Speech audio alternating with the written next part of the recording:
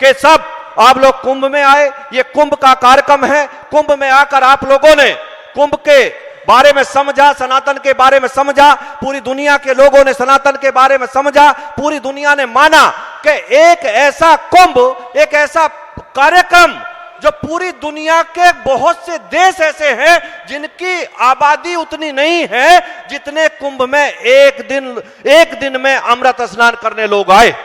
ये इतना सफल कुंभ, इसके लिए मैं उत्तर प्रदेश के मुख्यमंत्री योगी आदित्यनाथ जी को भी बधाई देना चाहता हूं। सभी संतों के आशीर्वाद से उन्होंने इस कार्यक्रम को और इस कुंभ को इतना भव्य दिव्य कुंभ किया।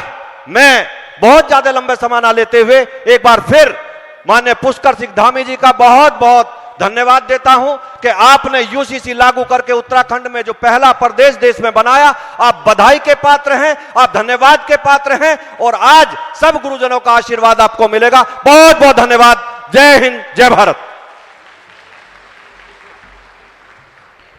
एक बार करतल ध्वनि के द्वारा हम इनका स्वागत व अभिनंदन करते हैं।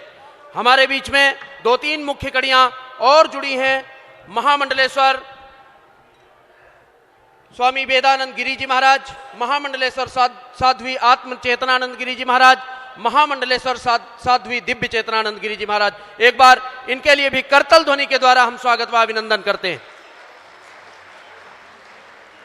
और सबसे मुख्य पहलू यह है कि देवभूमि उत्तराखंड से आज तक इतिहास रहा है। देवभूमि उत्तराखंड से ही भगवान शंकर की बारात निकली। भगवान शंकर ने सती से विवाह किया। बद्री नारायण वहां है, केदारनाथ भगवान वहां है और लास्ट देखें तो सतोपंथ की यात्रा करने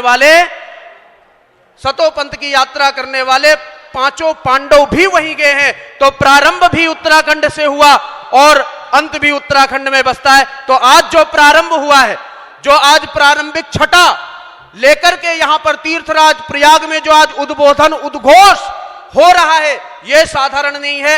ये सभी को समरसता का स्वाद चखाने के लिए आया है। सद्भाव, हम सभी लोग एक हमेशा पद बोलते हैं और प्रत्येक मानव, प्रत्येक व्यक्ति उस पर जय जयकार करता है। आज वो मुख्यमंत्री उत्तराखंड, यशस्वी मुख्यमंत्री और सभी संतों के सहयोग से अगर जो उसे साकार किया है, प्राणियों में सद्भावना हो, प्राणियों में सद्भावना हो, प्राणियों में सद्भावना हो को साकार करने वाली ये सभी मूर्तियां यहां पर बैठी।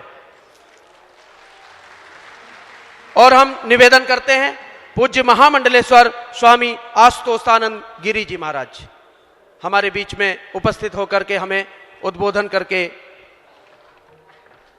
बताएंगे कि किस किस प्रकार से, और समय की मर्यादा का हम सभी को ख्याल रखना है। अधिकतम 3 मिनट के लिए हम सभी लोगों को यहां पर गंगा तरंग रमणीय जटा कलापम गौरी निरंतर विभूषित वाम भागम नारायण प्रिय मनंग मदापहारम वाराणसी पुरपतिम भज विश्वनाथम। मंच पर विराजमान निरंजन पीठाधीश्वर आचार्य महामंडलेश्वर परम पूज्य स्वामी श्री कैलाशानंद गिरी जी महाराज तथा आनंद पीठाधीश्वर आचार्य महामंडलेश्वर परम पूज्य स्वामी श्री बालकानंद गिरी जी महाराज, अखाड़ा परिषद के अध्यक्ष माननीय श्री महंत रविंद्रपुरी जी महाराज तथा उत्तराखंड से आए हुए, देवभूमि से आए हुए यशस्वी मुख्यमंत्री माननीय श्रीमान पुष्कर सिंह धामी जी और मंच पर विराजमान पूजनीय संतजन महामंडलेश्वर और श्री महंत वृंद, सामने दर्शक दीर्घा में विराजमान अनेक सुधी संतजन और श्रद्धालु भक्तजन। बंधुओं, मेरा ये कहना है कि भारत देश में सबसे अधिक आबादी किसकी है? हिंदुओं की है। आपकी आवाज होनी चाहिए, हिंदुओं की है। और सबसे बड़ी दुख की बात हमको ये लगती है कि हम अधिक संख्यक होने पर भी अभी तक समान नहीं हो पाए। लोग अपने अपने अधिकार की बात करते हैं लेकिन हम अधिक संख्यक होने के बाद भी समान नागरिकता की बात कर रहे हैं और फिर भी किसी को कष्ट हो रहा है समान नागरिकता देने में। ये तो हमारी महानता है कि हम समानता की बात कर रहे हैं। हम चाहें तो हम अपनी बात करें और औरों की बात को दबा सकते हैं। आवश्यकता है हमें अपनी आवाज को बुलंद करने की, हमें अपनी आवाज को एक करने की। जैसे भगवान श्री कृष्ण ने पांचजन्य शंख बजा दिया था। पांचजन्य का मतलब होता है जनानाम पंचनाम समूह। 5 जनों का जो शब्द है, आवाज है, उस आवाज को बुलंद करना है। समुदाय की मांग है। आज हिंदुओं के साथ ही भेदभाव है।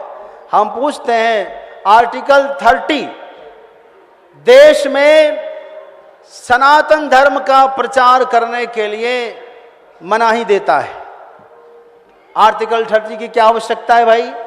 हमें हमारे धर्म के प्रचार करने के लिए किसी से अनुमति लेने की आवश्यकता पड़ती है। ये बहुत दुख की बात है।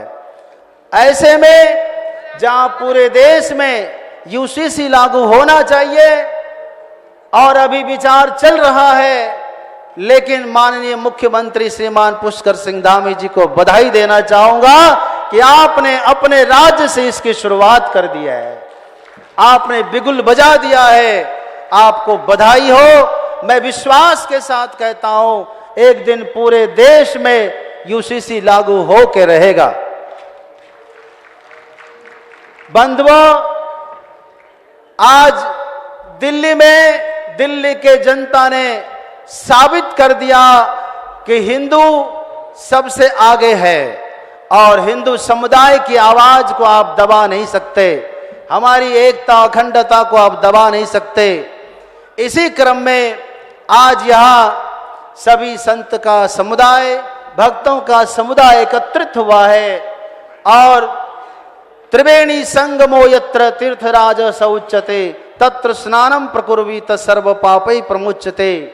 यहाँ गंगा और यमुना के संगम पर यहाँ भक्त और भगवंत का संगम हो रहा है, संत और संगत का संग हो रहा है। और ऐसी स्थिति में माननीय महापुरुषों की उपस्थिति, आप सब की उपस्थिति एक विशेष महत्व रखती है। मैं कामना करता हूं, अधिक समय ना लेते हुए मैं माननीय मुख्यमंत्री जी को बधाई देता हूं और हमारे अखाड़े के आचार्य श्री स्वामी कैलाशानंद गिरी जी महाराज जो इतनी उदारता से और भव्यता से सबका स्वागत अभिनंदन कर रहे हैं। भगवान करे ऐसे विभूति दीर्घायु हों, हम सब के बीच में बहुत काल तक रहें और सब के लिए इसी तरह से शुभकामना और शुभाशीष प्रदान करें। मैं अपनी वाणी को विराम देता हूं। एक बार फिर से बधाई देता हूं। भारत माता की। एक बार करतल ध्वनि के द्वारा पूज्य आशुतोषानंद महाराज जी का स्वागत व सत्कार सम्मान करें। आपने जो हमें उद्बोधन करके हमें प्रेरणाएं दी, सद्भाव प्रेषित किए, उन सद्भावों के लिए कृतकृत्य हम यहां से बहुत बहुत आभार प्रकट करते हैं। एक बार करतल ध्वनि के द्वारा आपका पुनः धन्यवाद करते हैं। अब इसी क्रम में मैं एक बार पुनः निवेदन करूंगा, महामंडलेश्वर साध्वी निरंजन ज्योति जी महाराज हमारे बीच में उपस्थित हैं। हम उनको निवेदन करते हैं कि अपने उद्बोधन के द्वारा हमें प्रेरित करें।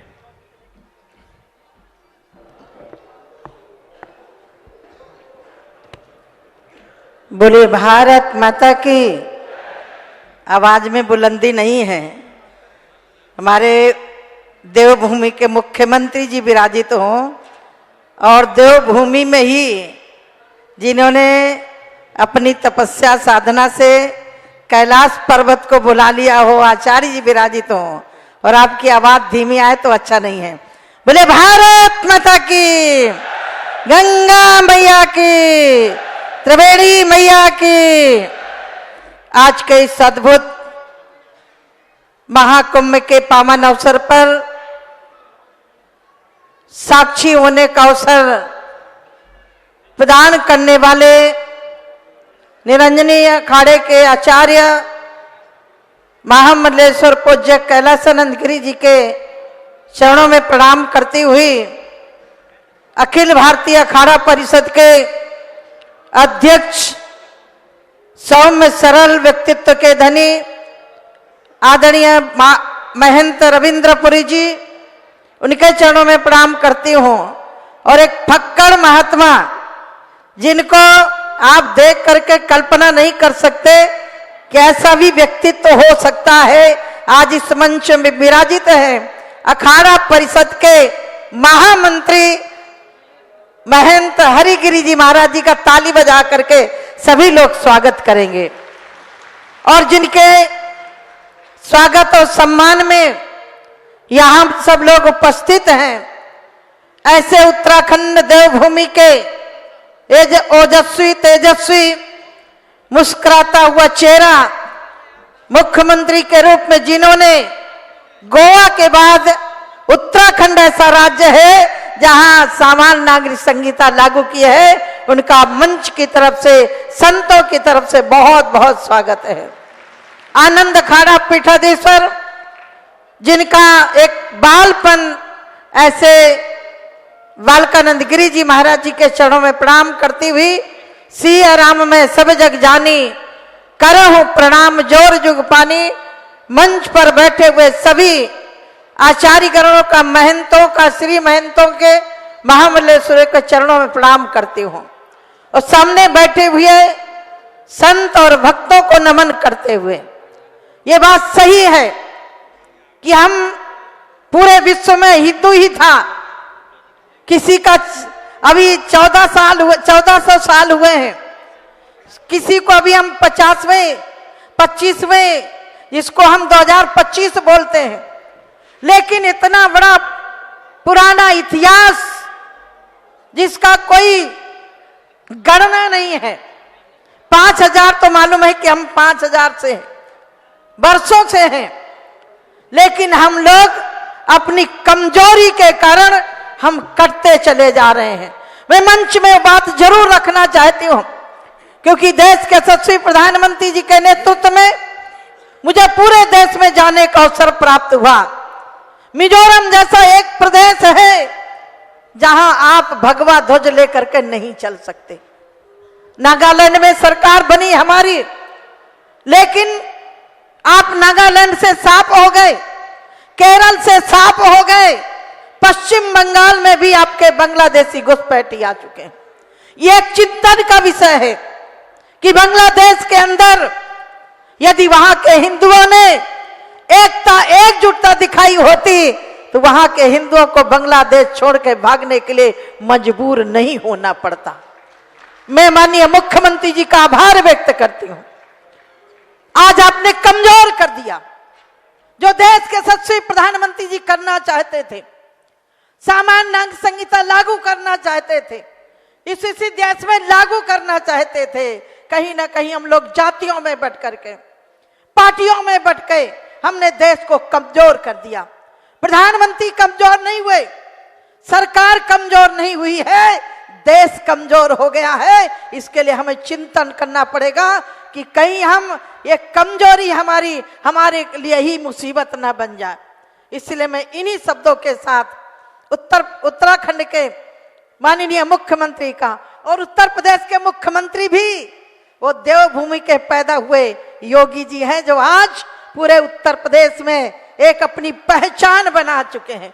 भारत में, उत्तर प्रदेश में ही नहीं, पूरे भारत में और पूरे विश्व में अपनी पहचान बना चुके हैं। इसलिए देवभूमि को मैं प्रणाम करती हूँ और आपको भी नमन करती हूँ। बस इतना निवेदन करना चाहती हूँ, उठो कृष्ण की तरह तुम्हें भी रण का शंख बजाना होगा। यहाँ शांति से शांति ना होगी, तुमको चक्र उठाना होगा। अब उठना पड़ेगा, जागना पड़ेगा। उत्तिष्ठत जागृत प्राप बरा निबोधत, उठो जागो, अपनी संस्कृति, अपनी धरोहर, अपनी आध्यात्मिक शक्ति को पहचानो। एक बार मेरे साथ जोर से मुट्ठी बांध करके माननीय मुख्यमंत्री जी का स्वागत करेंगे। भारत माता की। देखिए, पंजा मत दिखाइए, पंजा बहुत खतरनाक है। बटा हुआ समाज हमें नहीं चाहिए, हमें मुट्ठी की तरह बंधा हुआ समाज चाहिए। भारत माता की, गंगा मैया की, प्रयागराज महाराज की।